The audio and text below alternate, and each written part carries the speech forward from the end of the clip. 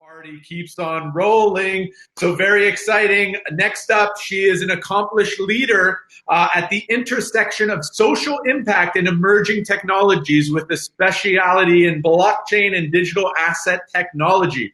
She currently acts as the advisor and commercial lead for GoodDollar.org, a social innovation initiative sponsored by eToro.com that delivers global universal basic income to the world through leveraging decentralized finance protocols.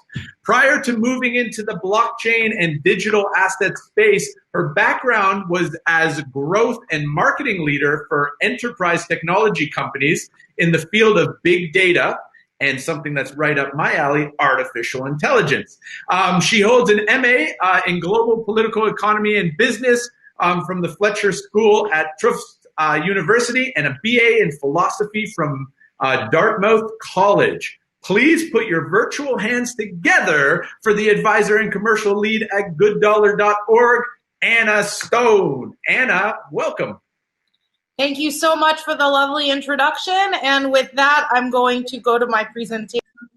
Thank you, everyone, for joining me today. Thanks, Chris, for the lovely introduction. I'm here to talk about how the team at GoodDollar, but not only GoodDollar, many other worthwhile projects are actually planning to unlock the tools that we've done in DeFi for financial inclusion. And I'd like to take this moment to actually acknowledge some of the really great presentations that have come before me this morning, both in terms of really providing clear definitions for what DeFi is, and specifically for those of you who are in Rebecca's talk from Zirian right before me about using DeFi for Africa, that actually provided the perfect context and background for what I'm about to talk to you today. So I'm here from the GoodDollar team, and GoodDollar is one project that's thinking about how do we actually leverage the decentralized finance infrastructure to actually deliver on better financial inclusion. And specifically, we're looking at the challenge of basic income and working on a protocol that allows for us to create, distribute, and most importantly, sustainably pay for a small daily basic income to go to any human being on Earth. We are a social impact spinoff from eToro.com, which is one of Europe's most popular capital markets platform. And we're really driven by a desire to bring more and more people into what we believe will be the next significant financial asset as we look forward in the decades ahead, which is digital assets and cryptocurrencies.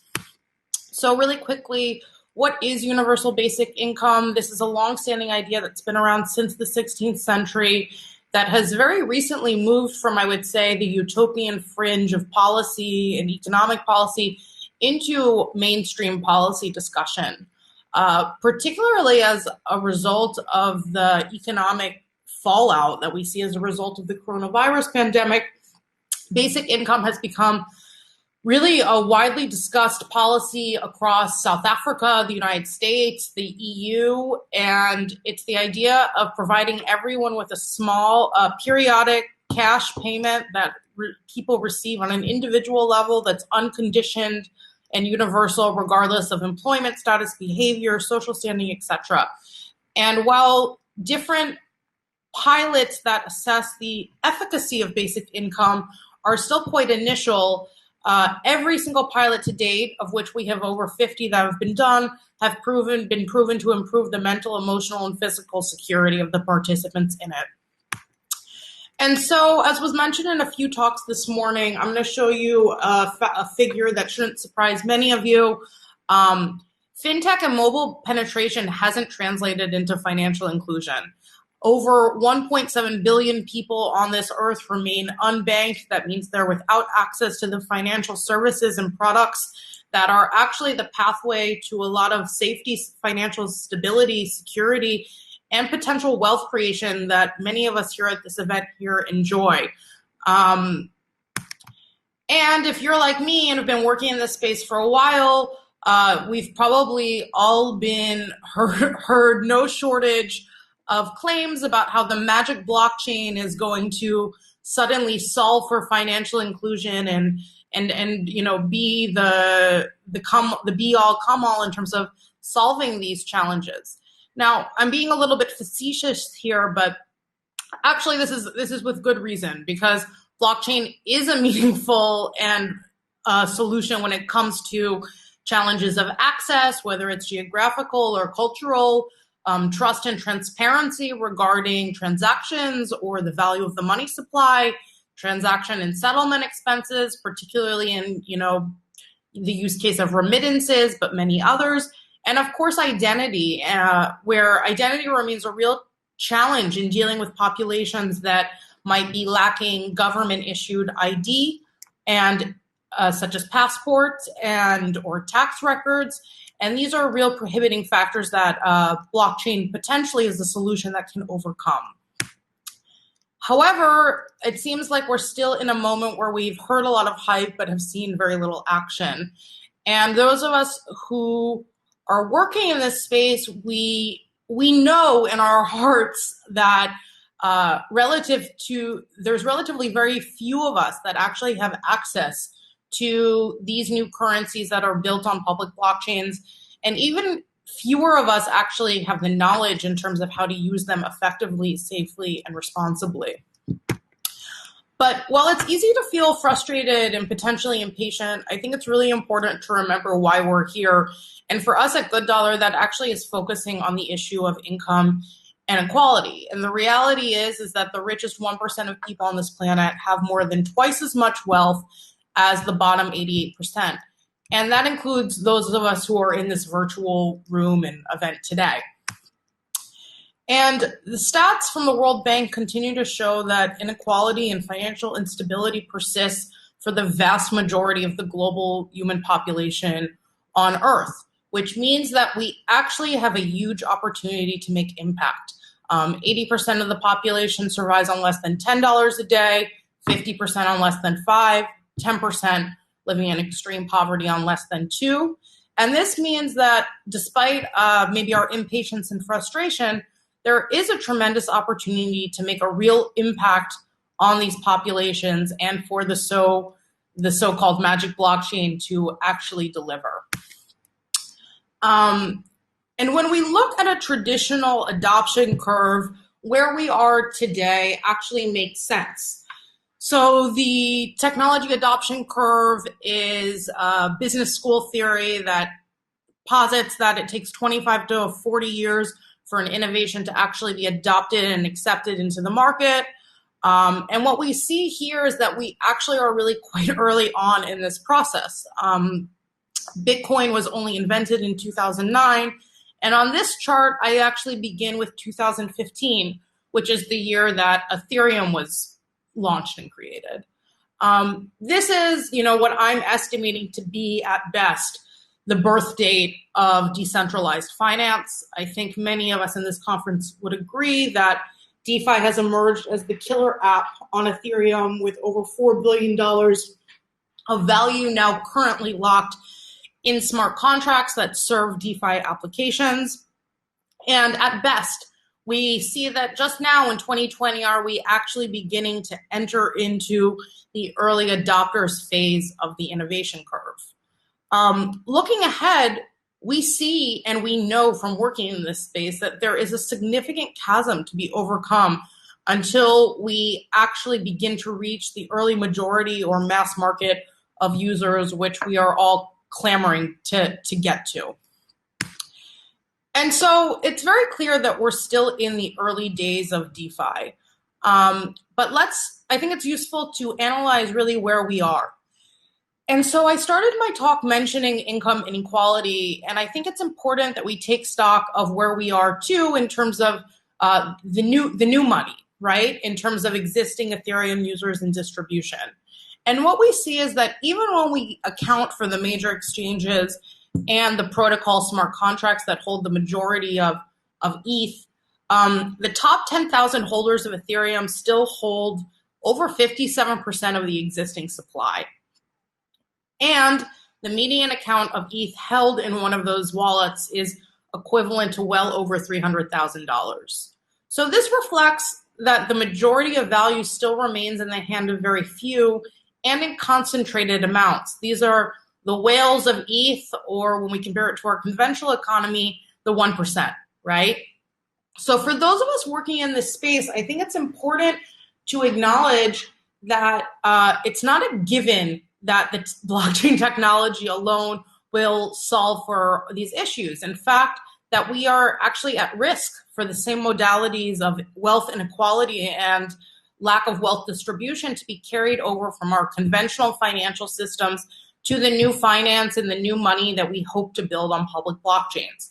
And if we don't actively challenge ourselves to design products that have inclusion, openness, and fairness as the goal, it's not going to happen by accident. Yet, there are two statistics that I'm looking at that make me really optimistic for where we are and make me believe we're on the right track. The first is that this distribution of ETH is improving year after year. So every year, more and more people hold a bigger percentage of the supply. So unlike what we see in some of the other popular highly traded cryptos, over time, we actually see ETH trickling down to reach more and more users. And I saw a statistic recently that 2 months ago, we actually reached a significant milestone, which is that their number of wallets holding at least 0.1 ETH crossed 3 million. I'll also take this opportunity to take a shout out to Lexit Sokolin's talk earlier, which provided a really clear recap of where we are in DeFi to date.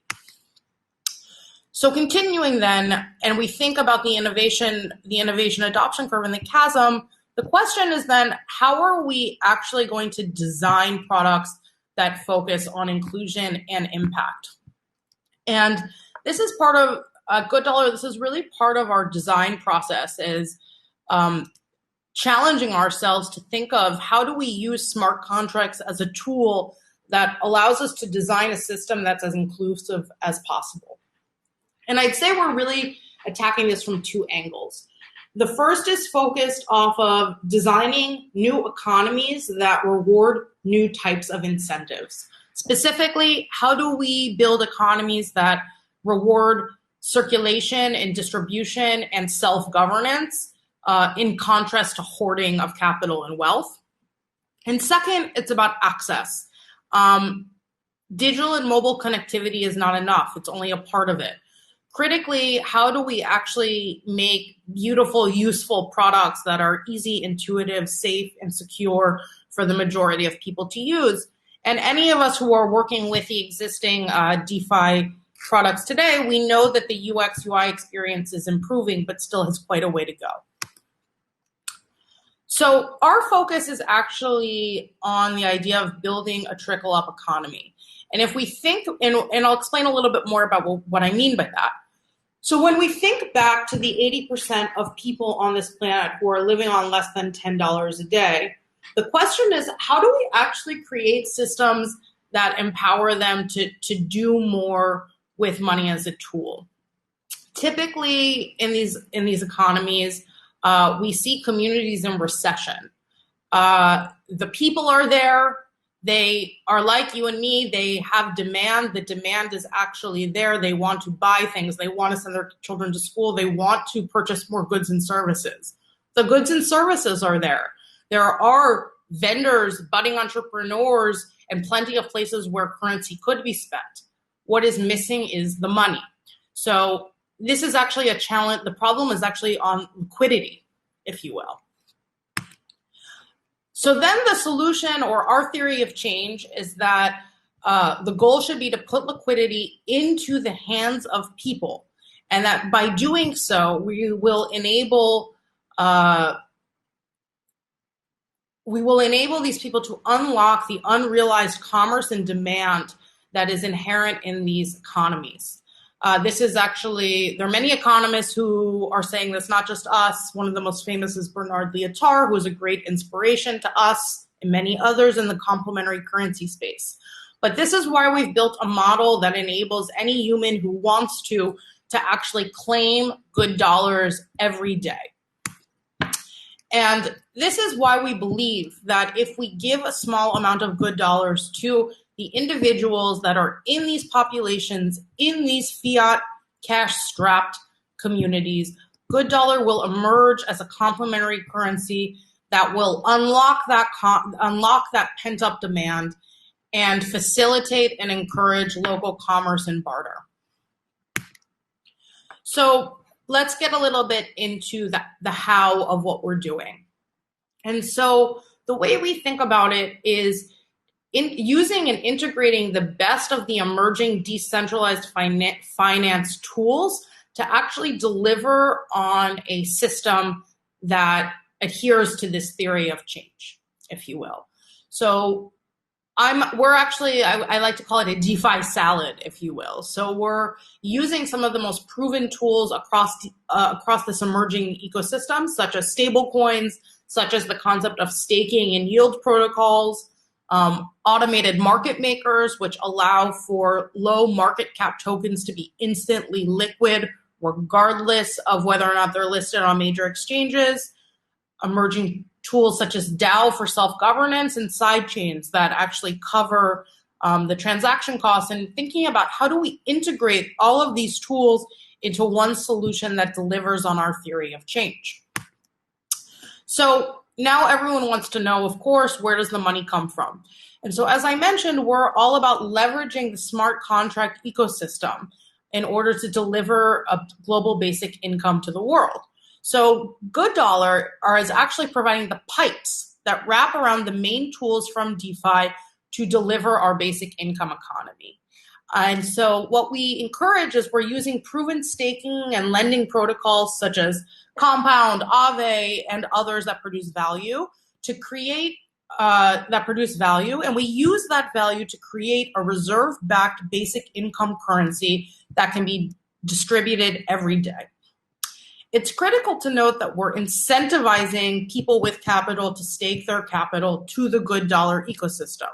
This is because they still receive the interest payments that they're entitled to. They just receive it in a market equivalent amount of GoodDollar.